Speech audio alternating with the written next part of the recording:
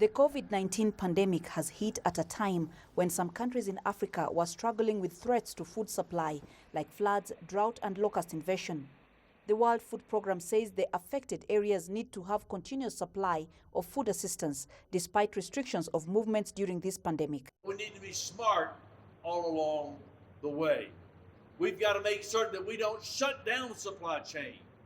Because if we shut down the supply chain and we can't distribute food and COVID supplies, then you will see extraordinary devastation around the world.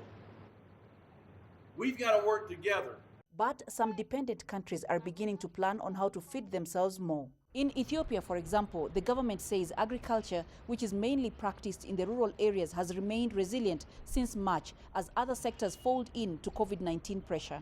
And it is now refocusing on its long-term development. We have huge arable land that has not been put to use, but the big challenge has been, we've talked about agriculture in the past, but I think we will not put our money where our mouth is. But this time around, we're doing that.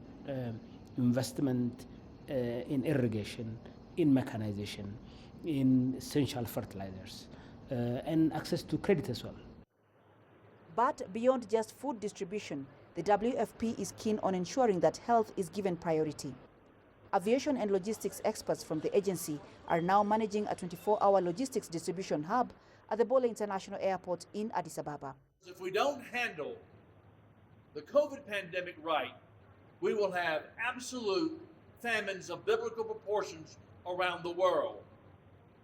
We are literally looking at 150 to 300,000 people could die per day from starvation if we don't balance and strategically address these issues just right.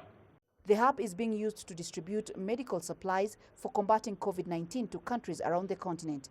The food agency says it needs at least $350 million to support its common aviation, shipping, storage and transport and engineering services that are vital to the entire humanitarian response to the pandemic. Coletta Njohi, CGTN, Addis Ababa, Ethiopia.